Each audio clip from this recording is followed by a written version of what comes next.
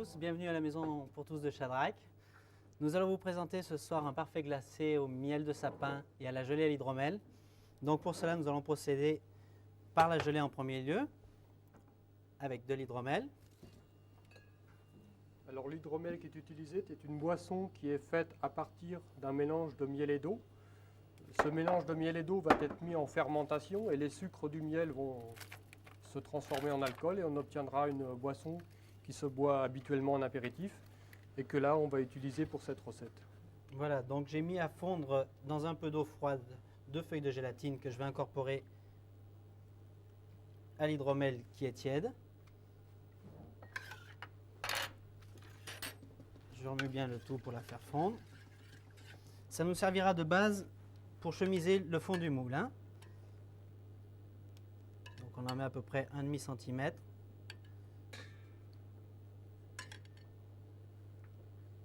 Voilà. On les fait prendre dans le réfrigérateur pendant tout le long de la recette. Le stockage reste longtemps dans le réfrigérateur, une dizaine de minutes? Le temps de la progression de la recette et la gelée sera prise. Ensuite, on va séparer les jaunes des blancs puisque nous utiliserons pour cette recette uniquement les jaunes. Donc j'en ai préparé déjà quelques-uns. Je finis les autres dans le mélangeur.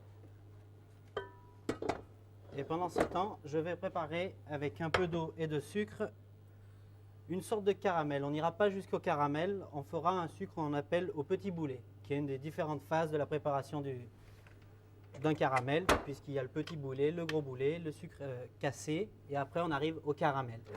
On mélange légèrement les jaunes d'œufs d'abord.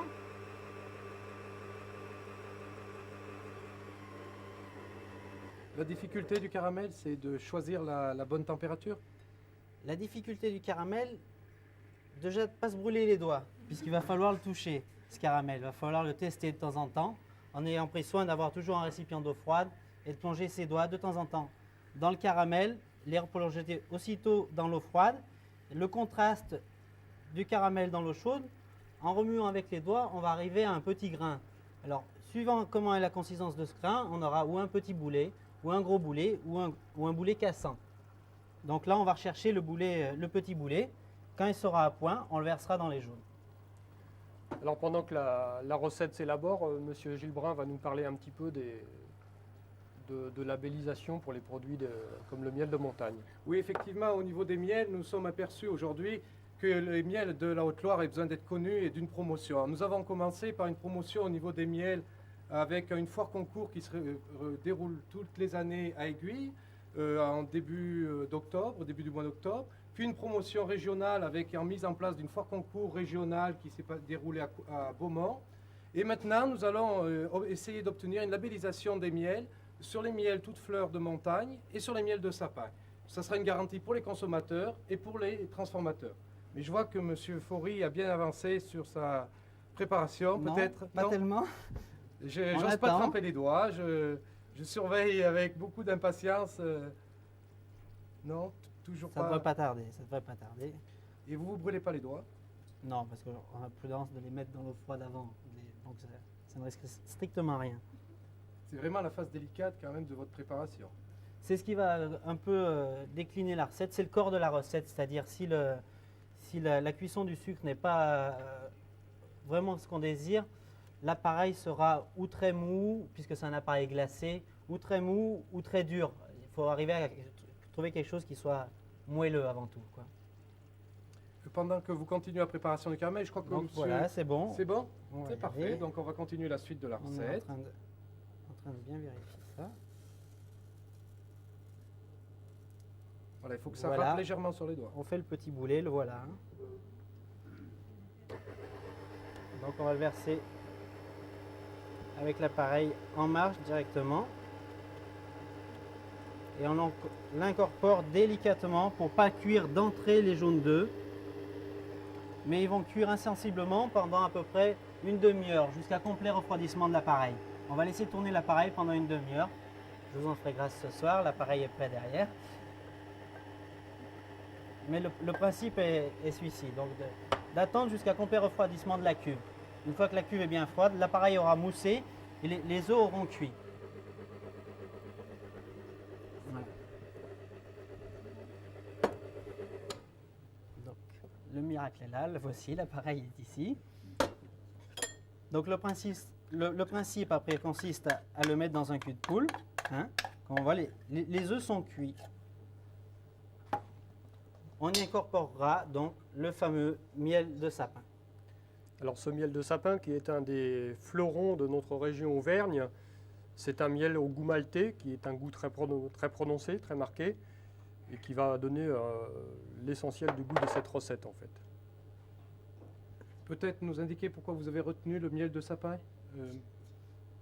On a voulu faire avant toute chose une recette qui décline plusieurs produits rassemblant le miel. C'est pour ça qu'on a voulu utiliser une gelée qu'on va former sur le moule du parfait, une gelée à l'hydromel avec une déclinaison d'un appareil au miel de sapin, et puis une petite sauce qu'on verra par la suite qui est faite à base de violettes confites et de vinaigre de miel, qui sera une sorte de sauce aigre-douce. Mais ne pas avoir d'a priori avec le vinaigre de miel, il faut le goûter avant tout. Donc on mélange bien les jaunes cuits avec le miel. On aura monté aussi préalablement un peu de chantilly, enfin je m'excuse, un peu de crème fouettée à côté, surtout pas de chantilly, uniquement de la crème fouettée. Étant donné que le miel est suffisamment riche, on n'additionnera pas de sucre supplémentaire.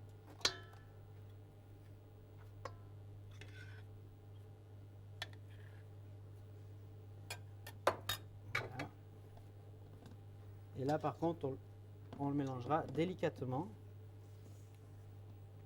Je me demanderai à M. Dumas qu'il me sorte les moules, si c'était possible, ceux qui sont dans le fraiseur. On va pouvoir procéder à l'assemblage. Ceci. Voilà.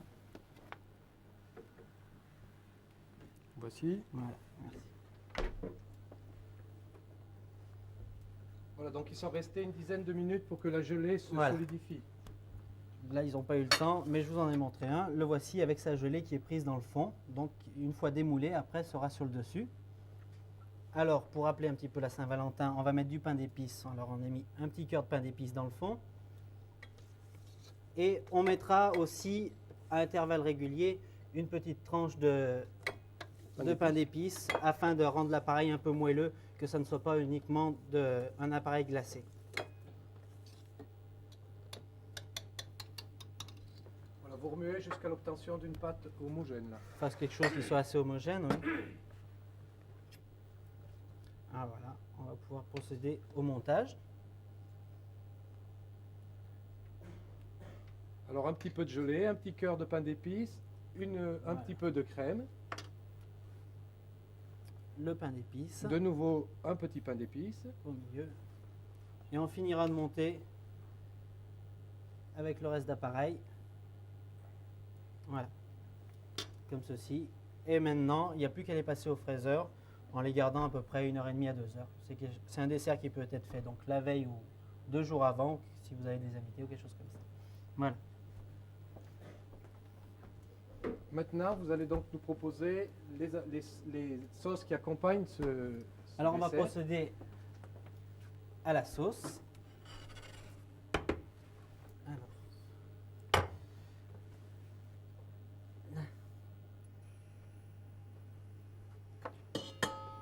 Alors, on va mettre les petites violettes confites dans la poêle, dans la casserole. Si ça, je veux bien chauffer. Attendez, je vais peut-être les présenter bon. un petit peu à la salle également. Voilà un petit peu la présentation des... C'est vrai que c'est quand même... Donc, étant donné qu'elles sont candies, ces violettes, avec la chaleur, elles vont avoir tendance à fondre. Le sucre va se liquéfier. On va attendre qu'elles aient un peu mieux fondu. Après, on y additionnera donc du vinaigre pour faire une sauce un petit peu comme on dirait un canard à l'orange, c'est-à-dire une sauce aigre-douce. Et M. Dumas aura peut-être nous parler un petit peu de ce vinaigre au miel, puis c'est quand même quelque Oui. chose d'un petit peu qui sort de l'ordinaire. Bien sûr, ce vinaigre de miel est obtenu Et on à déglace. partir de l'hydromel. Il faut d'abord passer par la fabrication d'un hydromel. Et ensuite, cet hydromel est oxygéné et l'oxygénation va transformer l'alcool qui se trouve dans l'hydromel en acide acétique. Et on obtiendra ensuite un vinaigre.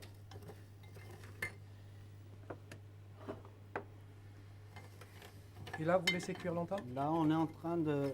Le vinaigre a fait son office, c'est-à-dire qu'il est en train de finir de faire fondre les petites particules de sucre qui entourent la violette. On va le faire réduire légèrement.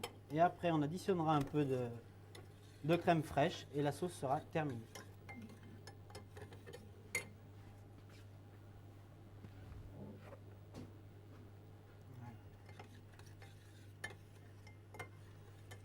Vous rajoutez la crème fraîche tout de suite là, dans cette Au préparation. dernier donc, moment, au dernier moment, juste avant. Ouais. La sauce étant prête à l'avance, on mettra une autre. Et nous assurons avec la crème fraîche. Voilà. Pas trop, sinon elle perd sa couleur. Et un premier coup de goût et ça suffira largement.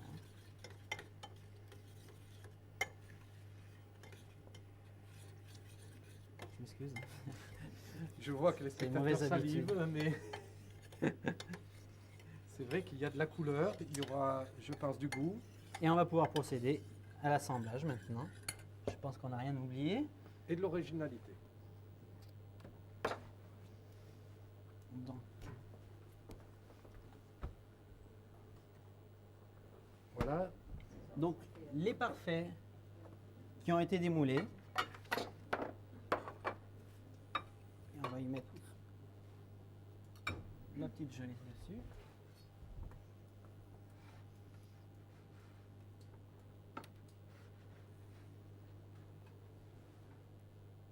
Voilà. Un petit peu Voilà, je crois de que verdure. peut-être en même temps que vous préparez, nous indiquer peut-être les petits fruits que vous avez mis dans les assiettes. Alors oui. À savoir que la sauce violette qui est mise est un accompagnement, hein. Il est souhaité de mettre quand même un fond de sauce, en conséquence une sauce à l'abricot, un coulis d'abricot, hein. Alors les fruits qui sont mis autour, bon, sont des prunes, des fraises, ici un physalis ou amour en cage et un kimkat dessous qui lui sert de piédestal.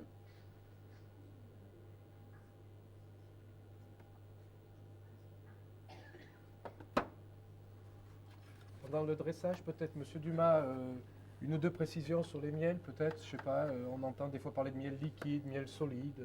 Si vous aviez quelques conseils pour les consommateurs? Oui, donc les principales miels qu'on peut trouver dans notre région, ce sont les miels de fleurs de montagne, Et on peut ça. qui se trouvent souvent à l'état liquide, mais qui peuvent au cours du temps se trouver cristallisés. C'est deux manières de les manger. Nous fabriquons aussi maintenant une version plus moderne du miel cristallisé, qui est le miel crémeux, c'est-à-dire un miel qui a été malaxé, travaillé pour casser le cristaux de ce miel, et qui va permettre de le tartiner plus facilement. Je crois, pendant que les assiettes sont dressées et servies, que notre spécialiste sommelière va venir nous conseiller sur le choix de son vin qui accompagne cette recette. Alors, pour accompagner ce merveilleux dessert qui est composé à base de miel, je vous ai choisi un vin du Val-de-Loire, appellation Coteau de l'Aubance, en vendange triée. Donc c'est un vin issu du cépage chenin, avec des arômes légèrement mielleux, avec des petites fleurs d'acacia et également avec une très bonne acidité pour ressortir un petit peu le côté aigre-douce de la sauce. À qui fais-je goûter? Madame, monsieur? Monsieur? Voilà. Je vous laisse goûter tranquillement.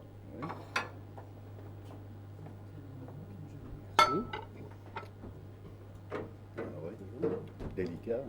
Délicat. Voilà. Alors c'est un vin vendange trié. L'appellation vendange triée, c'est une vendange. On ramasse uniquement les raisins, atteints de botrytis, donc grain par grain. Vous avez déjà entendu parler des sauternes, Oui. comme le château Yquem, la façon château Yquem, ramasser grain par grain. On le fait également dans la région du Val-de-Loire, qui lui apporte toute la richesse. Le cépage chenin a la chance d'avoir des parfums très délicats et une certaine fraîcheur qui garde une bonne acidité pour aller avec la recette. Alors c'est un vin qui a des arômes également de miel, de pain d'épices qu'on va retrouver, qui s'associera très bien avec le côté mielleux que vous avez, le côté pain d'épices et les petites feuilles de menthe. La particularité des vins du Val-de-Loire, c'est toujours cette fraîcheur qu'on retrouve en bouche. Vous allez me le dire lorsque vous aurez bu un petit peu. Oui, mais on retrouve ce goût. Hein. Oui. Ce goût mielleux. Légèrement. Oui. Légèrement. C'est oui. un vin atteint de botrytis, c'est des vins Oui. de vendange de pourriture noble. Oui. Vous avez vu cette brillance, très belle couleur, Très sucré. Très Déjà des couleurs de miel. Là. déjà des couleurs de miel, Ah oui, tout oui, à oui. fait. Je vous donnerai juste pour ma part un petit conseil pour apprécier ce dessert. Oui, bien Étant sûr. donné qu'on a voulu faire une différence, il y a le parfum de l'hydromel qui a un côté acide, alcoolisé, dessous le côté miel qui est très sucré, et puis la sauce violette acide et aigre douce, c'est de prendre d'une cuillère dans tout d'un seul coup. Donc avoir tous les parfums en bouche en même temps. Pas uniquement goûter le parfait glacé qui serait trop sucré s'il n'y avait pas la gelée d'hydromel avec. Voilà. Bonne Merci. dégustation. Merci. Bonne Merci. dégustation. Et Alors, vous allez vous dire, alors prendre bientôt le dessert ensemble avec la sauce. C'est l'heure de vérité, je C'est crois. l'heure de vérité. Pour On va écouter le maître. Voilà.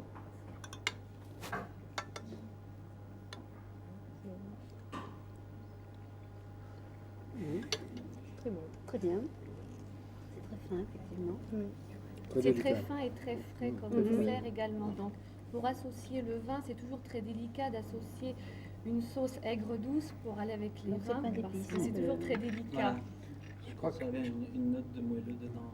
Je crois que sur cette recette, c'était déjà difficile et c'était dur de tenter le défi d'associer Oui. 4 produits issus de la ruche directement ou indirectement, c'est-à-dire du miel de sapin, Voilà.